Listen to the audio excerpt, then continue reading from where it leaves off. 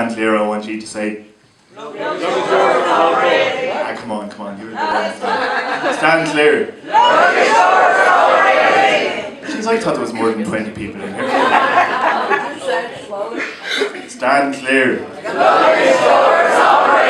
Much better, let's go again to the ground. Stand clear. I'll just do this for an hour, it's great. Stand clear. A drunk man regurgitating on a neighbour's doorstep that wouldn't dare complain. I pride myself in pain. Thrown out of one pub into another where mothers of 18 snub foreigners and let themselves be seen serving Guinness with the shamrock. Unnerving as I wonder whether to disturb the froth as I walk the walk to my chair by the table beneath the stairs. My semi-digested kebab will lie there for a while, dried out as I walk past the next day. The door will not open to suggest it may be occupied. Inside, a family of 8 hide in squalor, survive and hibernate, happy to be stowed away.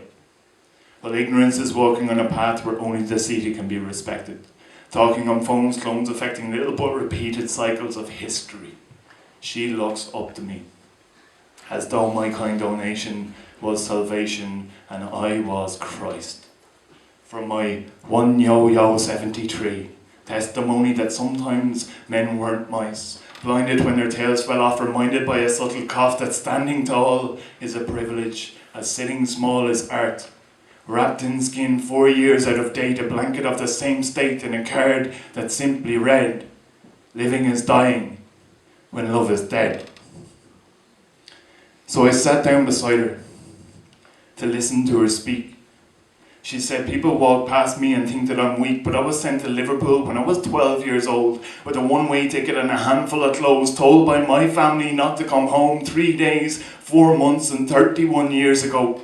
And I can still smell the fear that grew in every girl's womb as we waited alone in that hospital room to atone for a sin that we didn't commit but were forced to abort and too scared to admit we'd been raped by an uncle, a priest, or a friend of the family circle, and told to pretend we were visiting cousins that left in the 50s to find work on the buildings in one of the cities.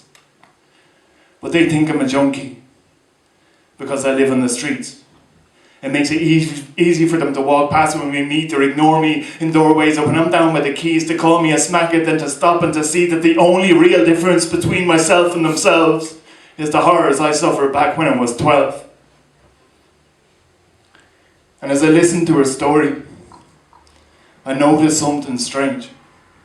As soon as I sat down, the energy had changed. It was like the city existed on a different plateau where the noise from above met the silence below, and as I watched them shuffle past in their new designer suits, I wondered how they give themselves to such empty pursuits.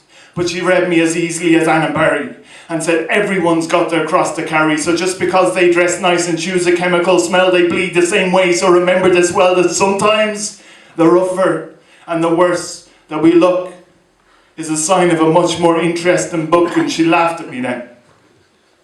I can still see her smile, dimple her cheeks as her eyes all the while held on to mine and refused to let go till I promised I would, and she nodded. I know. That was 10 years ago. True story. And I went back the other day. I wanted to apologise, to say I'd been away, but that I still remembered what she'd said to this day and how she'd changed the way that I saw the world. But where I found her, curled up against the cold, it was just a retail unit sold to some cookie cutter store selling furniture and more. And when I asked for her, I swear, they looked at me as though I was diseased. And so I turned to leave and headed back down to the bus, where I knew that I could trust that in the boot I'd find him waiting, telling me to stand clear. Cheers, folks. Thanks for listening.